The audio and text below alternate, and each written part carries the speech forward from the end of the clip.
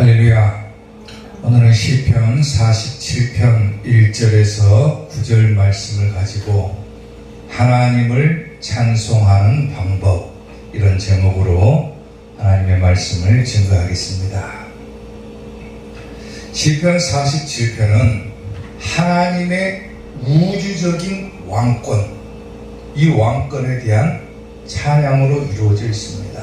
특별히 이 시편 47편의 역사적인 배경을 보게 되면은 법궤, 그러니까 즉 하나님의 언약궤를 시온산으로 옮길 때 거행된 의식과 관련이 있다, 이렇게 추정을 해볼 수가 있습니다. 원래 이 법궤라고 하는 것은 오벳에돔이라고 하는 사람의 집에 있다가 나중에 시온산 장막으로 옮겨가게 되죠. 그리고 그 후에 언약궤를 성막 안으로 다시 옮기게 되는데, 이때 사용된 의식에서 불렀던 노래다, 이렇게 추정을 해볼 수가 있습니다. 그러니까 하나님의 백성들이 하나님의 언약궤가 성막 안으로 들어올 때 하나님을 높이고 찬양했던 그런 배경에서 이 시편 47편이 지어졌다, 그런 말입니다. 자, 그러면 오늘 우리가 본문을 통해서 하나님을 어떻게 찬송하는 것이 옳은 방법인가? 과연 이스라엘 백성들은 하나님의 언약궤가 성막 안으로 들어올 때 하나님을 어떻게 찬송했는가를 오늘 우리가 보고자 합니다. 자, 하나님을 찬송하는 방법 첫 번째, 손바닥을 치고 찬송했다 그랬어요. 오늘 보면 1절 말씀을 보면은 너희 만민들아 손바닥을 치고 즐거운 소리로 하나님께 외칠지어다 그랬죠. 손바닥을 치고 찬송하는 게 뭡니까? 쉽게 말하면은 손뼉치며 찬송해라, 박수하면서 찬양해라, 그 말이에요. 손바닥을 치고 외치는 것은 엄숙한 축하 순서 중에 하나입니다. 누군가를 축하하기 위해서 우리는 열심히 박수를 칠 때가 있잖아요. 마찬가지로 하나님의 법궤가 성막 안으로 들어올 때 이스라엘 백성들이 그것을 기념하고 축하하기 위해서 손바닥을 치고 찬송했다라고 하는 거예요. 아멘. 기쁨을 표시하는 방법의 일종이 되는 것이고, 얼마나 하나님의 언약궤가 성막 안으로 들어올 때 얼마나 그들의 마음이 뿌듯하고 기뻤으면은 손바닥을 치고 찬송했겠습니까? 그러니까 하나님을 찬송할 때는 손바닥 치고 찬송해라고. 그리고 이 손바닥을 치고 찬송하는 것은요, 비단 그뿐만 아니라 왕의 대관식, 지금으로 하면은 왕의 취임식이라고 할 수가 있겠죠. 이 왕의 대관식에서 행해지던 의식이 바로 손바닥을 치고 찬송하는 거예요. 왕이 딱 취임할 때 바로 손바닥을 치고 찬송했다는 거예요. 너희 만민들아 손바닥을 치고 즐거운 소리로 하나님께 외칠지어다 그랬죠. 두 가지가 나와요. 손바닥을 치는 것은 뭡니까? 외적인 감사의 표현인 거예요. 사람들이 보일 수 있는 거죠. 쉽게 말하면 외적이라고 하는 것은. 손바닥을 치면서 감사하는 것은 내가 외적으로 감사하는 표현이고, 또 뒤에 가서는 뭐라 합니까? 즐거운 소리. 즐거운 소리를 내라고 그러죠. 즐거운 소리는 뭐냐면은 내 마음속에서부터 우러나오는 내적인 감사의 표현을 담아내고 있는 거예요. 그러니까 이스라엘 백성들이 하나님의 언약궤가 잃어버렸다가 다시 찾아서 성막 안으로 들어올 때 얼마나 그들의 마음이 기쁘고 감사했던지 손바닥을 치면서 즐거운 소리로 외쳐라 그랬어요. 아멘. 하나님의 말씀이 우리에게 임하거나, 오늘 우리가 하나님 앞에 예배를 드릴 때도 내적으로나 외적으로나 하나님 앞에 감사의 표현을 드려야 된다, 그 말이에요. 하나님을 찬송하는 방법은 그거라는 거예요. 손바닥 치고 즐거운 소리로 외쳐라. 찬양을 하면서도 박수도 안 치고 소리도 안 내고, 이건 찬양이 아니라는 거예요. 하나님 앞에 나와서 예배를 드릴 때는 어떻게 하라는 거예요? 손바닥을 쫙 치고 막 즐거운 소리로 찬송을 불러라. 그게 하나님을 찬송하는 방법이라. 열왕기하 11장 12절을 보면요, 여호야다가 왕자를 인도하여 내어 왕관을 씌우며 율법책을 주고 기름을 부어 왕으로 삼음에, 왕이 된 거죠. 무리가 어떻게 합니까? 박수했다 그랬어요.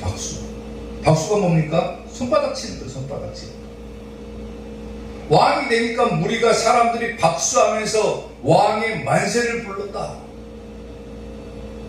박수 치는 것은 외적으로 감사의 표현이라고 그랬죠. 만세 부르는 거 외적이죠. 왕이 침실에서 저렇게 박수를 치고 즐거운 소리를 내었다. 그걸 보여주기 위한 거예요. 사무엘상 10장 24절만 보더라도요, 사무엘이 모든 백성에게 이르되 너희는 여호와께서 택하신 자를 보느냐. 누구를 말하는 겁니까? 사울왕을 말하는 거죠. 사울왕을 세울 때 저 말을 하는 거예요. 너희는 여호와께서 택하신 저 왕, 선지자를 보느냐. 모든 백성 중에 짝할 리가 없다. 최고라 그거죠. 최고. 왕은 최고다 그 말이에요. 최고. 하나님께서 세우시는 왕. 백성 중에 짝할 리가 없느니라 하니 모든 백성이 왕의 만세를 외쳐 불렀다 그러죠. 만세 하고 불렀어요. 만세. 왕의 침식에서 불렀다. 쉽게 말하면. 사랑하는 성도 여러분, 누가복음 19장을 보면은요, 예수님께서 이제 십자가에 달리시기 위해서 종려주일에 예루살렘 성으로 나귀를 타고 입성을 하시죠. 나귀를 타고 입성을 하세요. 나귀를 타고 입성하실 때 그 모습을 지켜본 백성들이 어떻게 합니까? 자기의 겉옷을 벗어가지고 예수님이 지나가시는 길에다가 다 깔아드려요. 지금으로 뭐 카페트 까는 것처럼 자기 겉옷들을 벗어가지고 예수님이 나귀 타고 예루살렘 성으로 들어가시는데 자기 겉옷들을 벗어갖고 그 길에다가 다 깔아드려요. 그리고 하나님을 찬송하면서 뭐라고 외치냐면은 호산나라고 외칩니다. 호산나. 무슨 뜻입니까? 호산나가 무슨 뜻이에요? 호산나는 왕이여 우리를 구원하소서 이런 뜻이에요. 그러니까 예수님께서 나귀를 타고 예루살렘 성으로 입성하실 때 백성들이 겉옷을 땅에다 펴고 호산나를 외쳤다. 그 말은 뭡니까? 예수님을 왕으로 받아들였다 그 말이에요. 왕으로. 아멘? 왕으로 받아들였다. 누가복음 19장 38절에 이르되 찬송하리로다 주의 이름으로 오시는 왕이여 그러죠. 왕. 예수님을 왕이라고 표현을 하죠. 하늘에는 평화여 가장 높은 곳에는 영광이로다. 예수님을 왕으로 표현했어요. 왕으로. 사람들이 예수님께서 입성하시는 모습을 보고 겉옷을 펴고 막 호산나 외치면서 예수님을 왕으로 받으니까 당시의 종교 지도자들이었던 바리새인들이 예수님께 다가가서 뭐라고 하냐면은 당신을 왕으로 모시는 저 어리석은 사람들에게 한마디 하십시오. 꾸중하십시오. 책망하십시오. 그래요. 저런 무지한 자들이 어떻게 당신을 왕으로 모십니까? 저들을 책망하소서 그래요. 누가 맞습니까? 백성들이 하는 행동이 맞아요? 종교 지도자들이 하는 행동이 맞습니까? 이때 예수님께서 바리새인들을 향해서 한마디를 하시죠.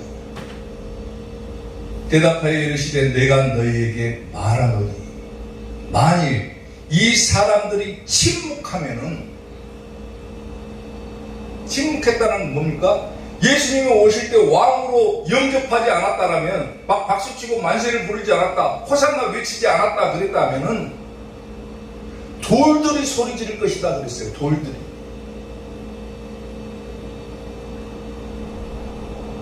백성들이 예수님을 왕 왕으로 받아들인 것이 옳다 그 말이에요. 옳다. 아멘. 오늘 우리가 누구에게 예배를 드리고 있습니까? 왕으로 이 땅에 오신 예수님께 예배를 드리고 있잖아요. 아멘. 그러면 우리는 당연히 예수님께 예배를 드리면서 어떻게 예수님을 찬양할 것인가, 어떻게 하나님을 찬송할 것인가가 분명해지잖아요. 손뼉 치고 찬송해라. 손바닥을 쳐라. 즐거운 소리로 외쳐라. 얼마나 이렇게 예배 드리는 것이 기쁜 날이냐. 신나게 박수치고 막 소리 지르면서 즐거운 소리로 외쳐라. 이게 하나님을 찬송하는 방법인 거예요. 우리 예수님을 왕으로 모시는 방법인 거예요. 아멘. 교회에 나와서 그냥 조용히 잠잠하니 부끄러워가지고 박수도 못 치는 사람들도 있어요. 왜? 그 심정을 왜 아냐면 저도 그랬으니까.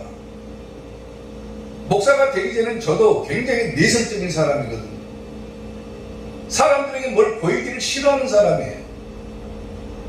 사람들 있는 데서 박수치고 찬송 크게 한다, 있을 수도 없는 일이에요, 저한테는. 근데 그것은 예수님께 대한 감사의 표현이 아니라는 거예요.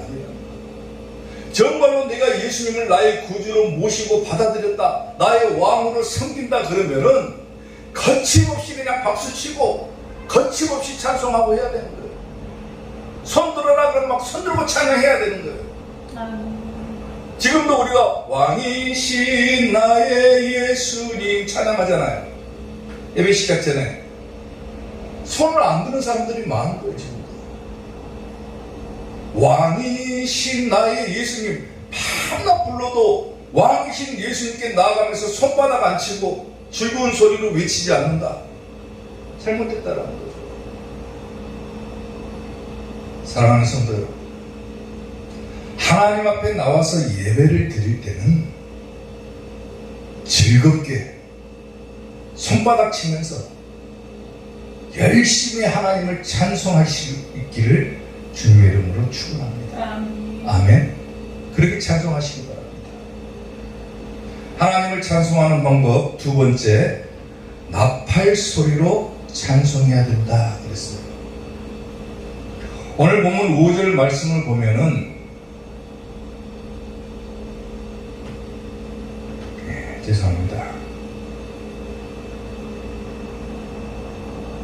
오늘 본문 5절 말씀을 보면은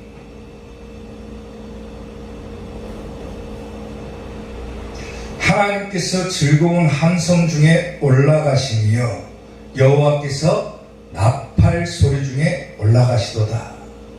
지금 저 구절을 빼먹었는데 한번 성경을 보시기 바랍니다. 하나님께서 즐거운 함성 중에 올라가시며 여호와께서 나팔 중에 올라가시도다 그랬어요. 즐거운 함성 중에 올라가신다. 곧 어떻게 올라간다는 거예요? 떠들썩하게 올라간다는 거예요. 떠들썩하게 기쁨의 찬송으로 막 올라가는 거예요. 하나님께서 그 중에 올라가신다 그 말이에요. 아멘. 올라가신다라고 하는 표현은 어떤 표현이냐면, 여기에는 오늘 우리가 읽은 시편 본문에는요, 47편에는 마지막 때의 예수님의 모습도 보여주고 있는 거예요. 마치 부활 승천하시는 그 예수님의 모습을 연상시키잖아요. 올라가신다는 표현. 무리가 박수치면서 손바닥을 치면서 즐거운 소리로 외치고 막 떠들썩하게 함성 중에 올라가신다 그랬죠. 막 소리 지르면서 예수님의 모습을 보고 올라가신다.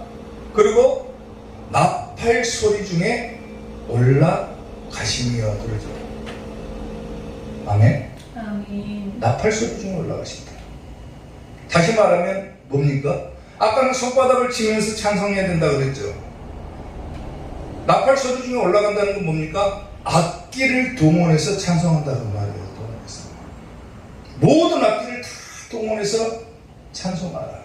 하나님을 찬송할 때는 손바닥을 치고 즐거운 소리로 외치는 것도 좋지만은 악기가 있다라면은 모든 악기를 다 동원해서라도 하나님을 찬송해야 된다. 그거예요. 아멘. 악기가 없으면 뭘로? 손바닥으로 하는 거예요. 손바닥. 사무엘하 6장 15절을 보면은 다윗과 온 이스라엘 족속이 즐거이 환호하며 나팔을 불고 여호와의 궤를 내어 오니라 그랬습니다. 오늘 시편 47편 본문이 어떤 내용이라겠습니까? 하나님의 법궤를 성막에 안치하면서 이스라엘 백성들이 기쁨의 소리를 냈다고 그랬죠. 감사했다고 그랬죠. 사무엘하 6장 15절에서는 이스라엘 백성들이 하나님의 궤를 메어오면서 환호했다 그랬죠. 환호했다. 그리고 나팔을 불었다 그랬죠. 악기를 동원했다 그거예요. 환호한다는 게 뭡니까? 소리 질렀다. 그것도 소리 질렀다. 즐거이 환호했다. 얼마나 그 모습이 장엄하고 기쁘고 감사하고. 사실상 이스라엘 백성들이 왜 저럴 수밖에 없습니까? 하나님의 법궤가 있을 때는 그들은 전쟁에서 진 적이 없어요. 근데 법궤를 빼앗긴 후에는 혼나쳤죠.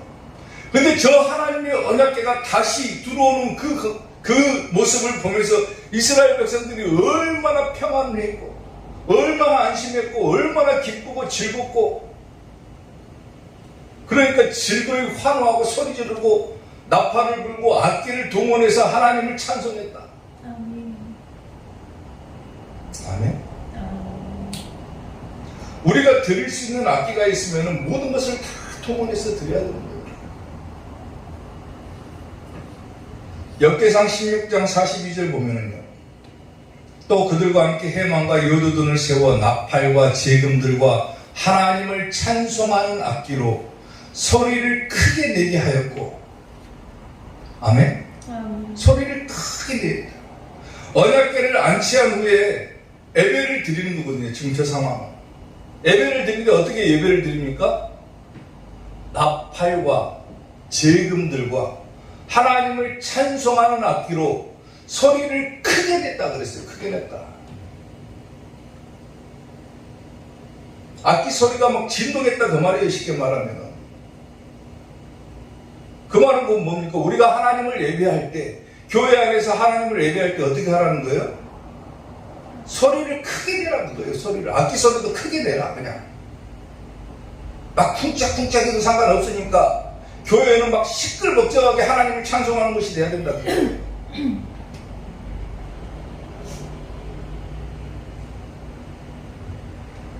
시편 150편 3절에서 6절을 보면은, 자 보세요.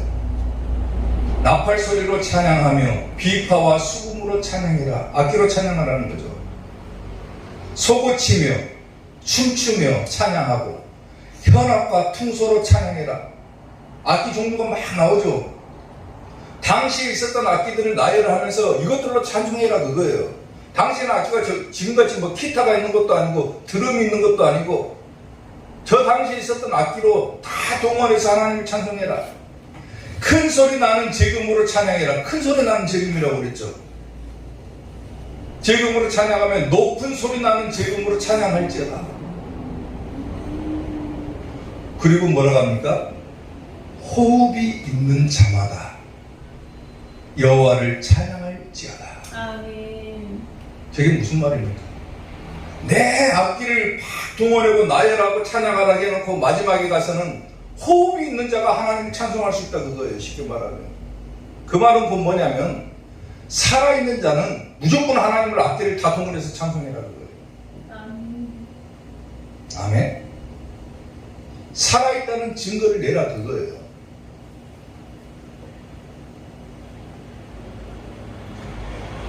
예전에 어떤 사람이 그래요. 교회 안에서 막 쿵짝쿵짝하고 막 악기 소리를 내고 막 시끄럽게 찬송하고 막 떠들고 그러니까 교회는 경건하고 거룩한 곳인데 왜 그렇게 시끄럽게 하냐고 그래요. 심지어는 저 아는 분은 교회에서 기도 소리도 크게 내지 말라고 그랬어요. 교회는 경건하고 거룩한 곳인데 어떻게 하나님 앞에서 그렇게 시끄러울 수가 있냐. 기도도 조용하게 하고 찬양하는 것도 그냥 조용하게 하고 박수도 그냥 소리 안 나게 살살 치면서 해라. 그게 뭡니까? 성경은 큰 소리 내면서 찬송하라고 그랬어요. 환호하면서 찬송하라고 그랬어요. 모든 악기를 다 동원해서 찬송하라고 그랬어요. 그리고 호흡이 있으면은 살아있다는 증거를 내는 사람은 그렇게 하나님 찬송하라는 거예요. 아멘. 타 교단에서 보면은 우리 교단이 무슨 교단입니까? 기독교 대한선교교회죠. 타 교단에서 보면 우리 교단을 갖다가요 안 좋게 보는 사람들이 굉장히 많았어요. 지금은 많이 좋아졌지만은 아직까지도 우리 성결교회를 갖다가 이단으로 보는 사람들이 많습니다. 왜냐하면 너무 시끄럽다는 거예요. 쉽게 말하면 좀 안 맞다는 거예요. 뭐가 안 맞는지는 모르겠지만 자기들 생각하고 안 맞는 거예요. 쉽게 말하면 기독교 대한성결교회가 김상준 그리고 정빈 목사님이 서울 종로에 있는 영곡동에다가 동양성교회 복음 전도관을 세운 것이 시초가 됩니다. 그게 성교교회의 시초예요. 그리고 밖으로 나가서 전도를 하기 시작하는데 당시에 어떻게 전도하냐면은 성교교회가 시끄럽거든요. 막 북치고 장구치고 그러고 전도가 생겼어요. 그게 성교교회의 시초입니다. 북치고 장구치면서 막 거리를 돌아다니면서 막 시끄럽게 찬송하면서 하니까 사람들이 볼 때는 저 좀 이상하지 않느냐 그래요. 우리 교단은 근데 그런 교단이에요. 북치고 장구치고 시끄럽게 하는 교단이에요. 성경에 있는 대로 하는 거예요. 중생, 성결, 심유, 재림 이 사중 복음을 강조하면서 한편으로는 우리 교단은 시끄럽게 하는 교단이 되는 거예요. 시끄럽게. 막 부구치고 막 장구치고 막 시끌시끌하게 막 찬송해야 되는 거예요. 하나님. 그게 우리 교단이라니까요. 저 어렸을 때 교회에서 부흥회 하면은요 앞에서 항상 누가 있냐면은 북치는 사람이 있었어요. 그때는 피아노가 있는 것도 아니고 뭐 CD 사이즈가 있는 것도 아니고 그때는 뭐냐면 풍금 하나 있었어요. 교회에. 풍금 소리가 작으니까 부흥회를 하게 되면은 막 사람들이 막 시끌시끌해야 되니까 앞에서 북치는 사람이 있었어요. 전문적으로. 어렸을 때 부흥회 하면은 막 앞에서 북소리가 막 쿵쾅쿵쾅쿵쾅 나면은 막 심장이 막 요동치면서 막 기분이 업되는 거예요. 업되는 거. 그렇게 찬송했어요. 오늘 성경에서 뭐라고 합니까? 하나님을 찬송할 때는 어떻게 하라고 그래요? 시끄럽게 찬송해라. 모든 악기를 다 동원해서 찬송해라. 하나님께서는 즐거운 함성 중에 올라가신다. 나팔 소리 중에 올라가신다 그랬죠. 오늘 본문에서. 우리가 악기를 동원하고 막 환호하고 소리 지르는 그 와중에 하나님께서 올라가신다. 하나님을 찬송할 때는 모든 악기를 다 동원해서 찬송해라. 아멘. 그게 하나님을 찬송하는 방법입니다. 누가 뭐라고 하더라도 우리 목사님이 그러더라고 그래요. 시끄럽게 찬송을 하겠다고. 교회는 막 시끌사끌 해야 돼요. 막 정신없이 막 시끌사끌 해야 돼요. 하나님을 찬송하는 데 있어서 막 세상 노래 부르면서 시끌사끌하면 안 되겠지만은 하나님을 찬송하는 찬양 부르면서 소리도 안 내고 박수도 안 치고 악기도 없이 그냥 조용하게 뭐 절집입니까? 시끄럽게 찬송하는 거예요. 시끄럽게 환호하면서 기쁘게 막 방방 뛰면서 찬송해도 상관없어요. 저 어렸을 때 그랬다니까요. 조용히 하라고. 교회에서 시끄럽게 하면 조용히 하라고 그랬어요. 기도 소리 크게 내고 막 방언으로 막 크게 기도하면 조용히 하라고 그래요. 교회가 왜 그렇게 시끄러냐. 막 붙이고 장구치고 그러니까 시끄럽다고 그래요. 근데 교회는 그렇게 해야 돼요. 그래야 교회가 살아있는 증거가 되는 거예요. 호흡이 있는 자는 찬송할지어다 그랬잖아요. 찬양할지어다. 내가 살아있다라면 막 살아있다는 소리를 내야 돼요. 막 기쁨의 소리를 막 내다 하나님 오늘도 찬송합니다. 막 손바닥 크게 치고 악기가 있으면 막 시끄럽게 막 동원하고 찬송해야 되는 거예요. 아멘. 그렇게 하나님을 찬송하시기를 주님의 이름으로 축원합니다. 아멘. 하나님을 찬송하는 방법 마지막 세 번째, 지혜의 시로 찬송해야 된다 그랬어요. 오늘 보면 7절 말씀을 보면은 하나님은 온 땅의 왕이시니라. 그리고 지혜의 시로 찬송할지어다 그랬어요. 자, 하나님을 찬송하는 방법 첫 번째 뭐라고 했습니까? 손바닥 치고 찬송해라. 두 번째, 나팔 소리로 찬송해라. 악기로 찬송하라고 그랬죠. 그리고 마지막 세 번째, 지혜의 시로 찬송할지어다 그랬어요. 이 지혜의 시로 찬송할지어다 이 구절을요 직역하면은 이런 말이 됩니다. 숙련된 곡조로 음률을 만들어라 이 말이에요. 다시 말하면은 아름다운 멜로디로 찬송해라 그 말이에요. 음률로. 좀 어렵죠? 근데 이 지혜의 시로 찬송하라 하겠습니다. 이 지혜의 시를 히브리어로 번역을 하면은 어떤 의미가 되냐면 교훈적인 이런 말이 돼요. 교훈적인 뭡니까?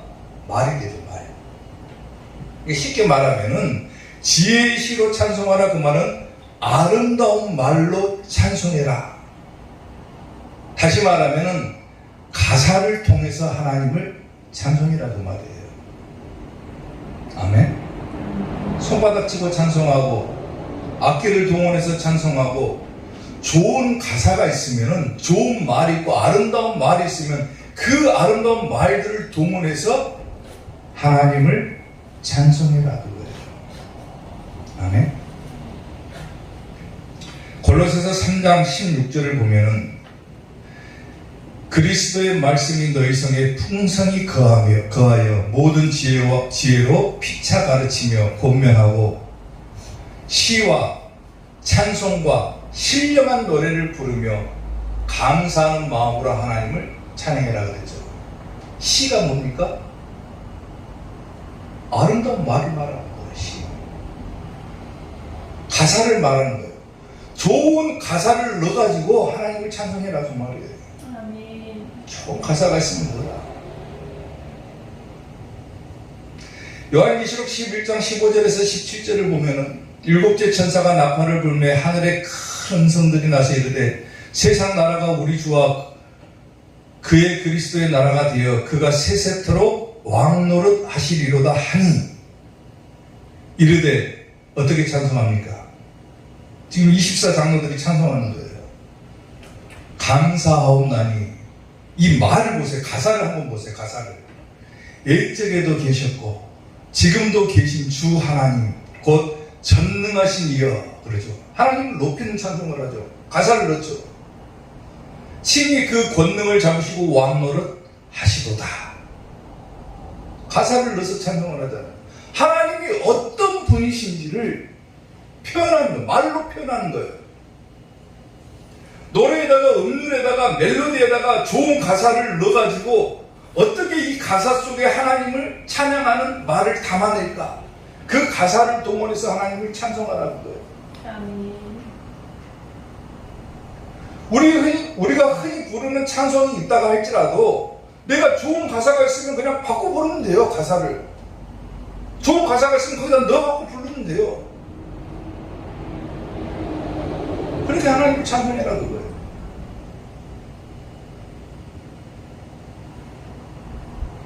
제가 설교를 준비하다가 문득 데살로니가전서 5장 17절 말씀이 떠오르더라고요. 뭡니까? 쉬지 말고 기도해라. 설교 준비하는데 이 말씀이 탁 떠올라요. 쉬지 말고 기도해라. 가능합니까? 쉬지 말고 기도해라 그랬어요. 가능합니까? 여러분들? 언뜻 생각하면 불가능하죠. 어떻게 사람이 안 쉬고 기도합니까? 맨날.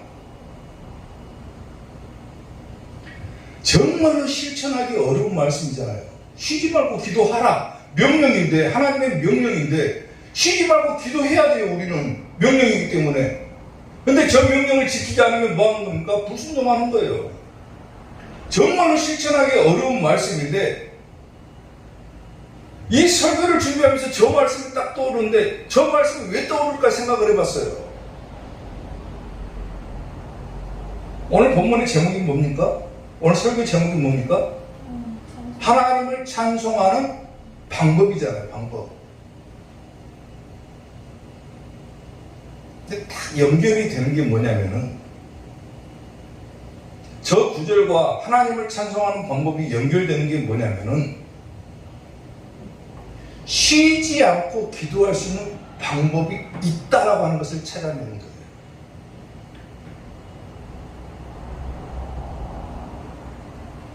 뭔 줄 아십니까?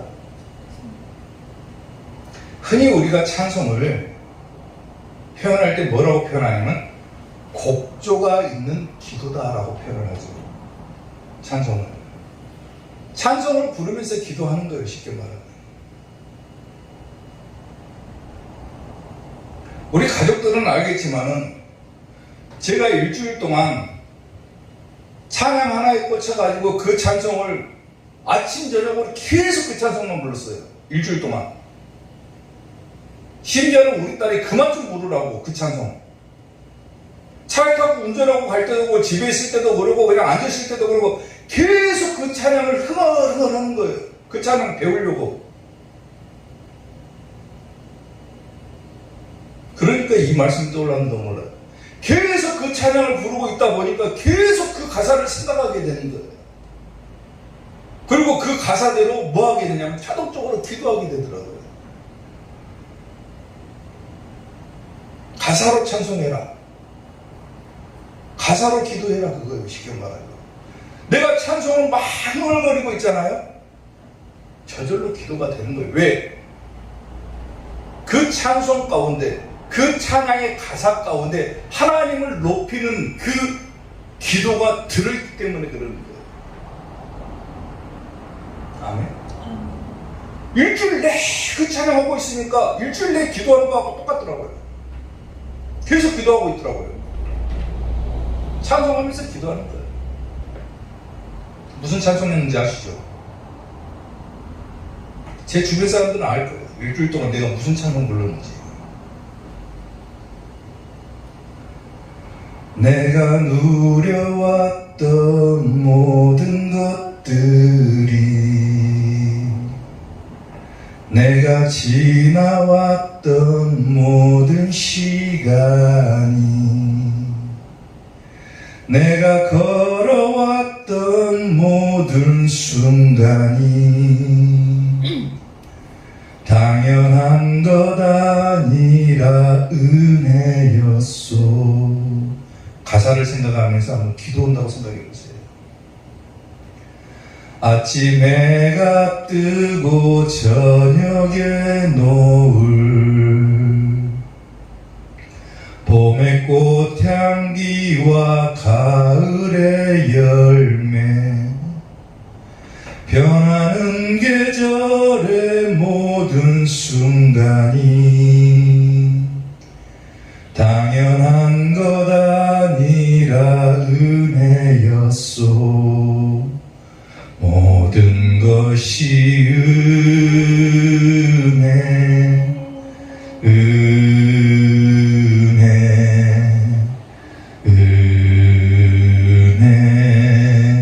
한없는 은혜. 내 삶에 당연한 것 하나도 없었던 것을 모든 것이 은혜였소. 아멘. 아멘. 일주일 내이 찬양을 불렀어요. 아침에 눈 떠도 이 찬양이 막 입에서 나오더라고요. 계속 부르니까 나오더라고요. 화장실 화장실 가면서도 계속 뭔가를 흥얼거리는데 나도 모르게 이 찬양을 하고 있더라고요. 모든 것이 은혜여. 계속 이 찬양이 나와요. 그러니까 그 찬양을 부르면서 하나님의 은혜를 생각하게 되고 하나님의 은혜에 감사하게 되고 나도 모르게 막 기도가 나오고